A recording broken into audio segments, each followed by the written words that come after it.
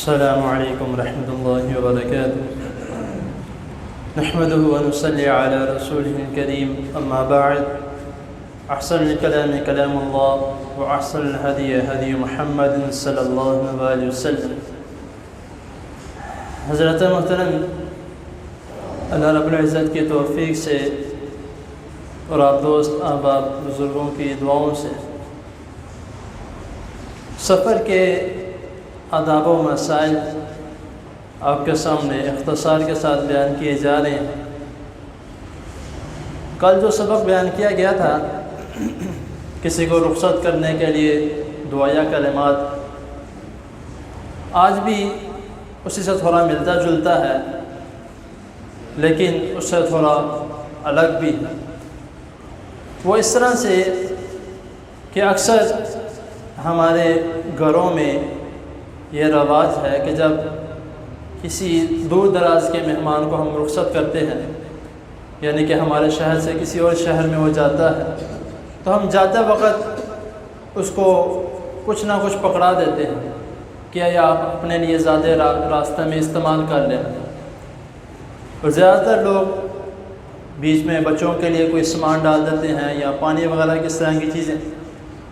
یہ جو ہمارا معمول کے مطابق گناہ نہیں ہے، معمول کے مطابق جو ہمارا رواج ہے، لیکن رسول اللہ صلی اللہ علیہ وسلم کے زمانے میں صحابہ کرام رضی اللہ تعالی عنہم جب کسی بھی سفر کے لیے ارادہ کرتے تو رسول اللہ صلی اللہ علیہ وسلم کے پاس تشریف لاتے۔ ایک تو نبی کریم صلی اللہ علیہ وسلم سے ان کی محبت، اور کیسے وہ خوش نصیب لوگ ہیں کہ آپ صلی اللہ علیہ وسلم کو اپنی آنکھوں سے دیکھا، ان کی آواز سنی، ان کے پاس بیٹھے۔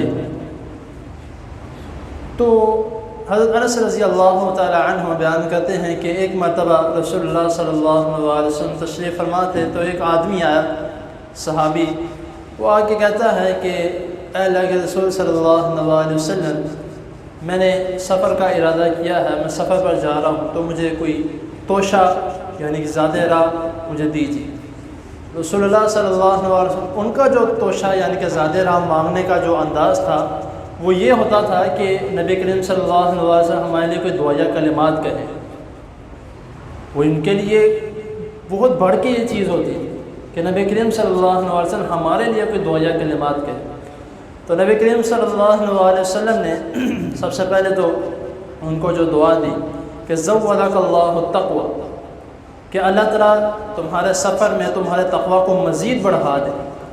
تو پھر وہ اتنے سے دل نہیں بڑھا، وہ کہتے ہیں کہ قال، انہوں نے کہا زدنی، تھوڑا سا اور اضافہ فرما دیجیے۔ رسول اللہ صلی اللہ علیہ وسلم نے فرمایا کہ غفر ذنبی، کہ غفرک اللہ ذنبی، کہ اللہ تعالیٰ تمہارے گناہوں کو بخش دے۔ پھر انہوں نے عرض کی کہ اللہ کے رسول صلی اللہ علیہ وسلم زدنی، تھوڑا سا اور۔ نبی کریم صلی اللہ علیہ وسلم نے فرمایا ویسر لک الخیر حیث ما کنت، کہ اللہ تعالیٰ تمہارے لیے ہر اس جگہ آسانی پیدا فرمائے جہاں جہاں تم نے جانا ہے۔ اب یہ تین کلمات ہیں چھوٹے چھوٹے سے، زودک اللہ التقوی وغفر ذنبک وحیث ما کنت ویسر لک الخیر حیث ما کنت۔ یہ تین چار کلمات ہیں، اتنے خوبصورت کلمات ہیں۔ تو اسی لیے کوشش کریں کہ آپ یعنی کہ جو ہمارا رواج چل رہا ہے، کوئی مسئلہ نہیں، آپ کسی کو شاپل میں کچھ ڈال کے یا کسی چیز میں کچھ ڈال کے آپ اس کو دیتے ہیں زیادہ راہ، تو کوشش کریں کہ ان کو یہ بھی ساتھ دیں، ان کو اس کی بھی زیادہ ضرورت ہے، کیونکہ وہ سفر پہ جا رہے ہیں۔ تو اگر وہ اللہ تعالیٰ کا ذکر کرتے ہوئے جاتے ہیں تو ماشاءاللہ ان کے لیے سونے پہ سہاگا ہے، دعا بھی ہے ساتھ، اور ساتھ اللہ تعالیٰ کا ذکر بھی ہے۔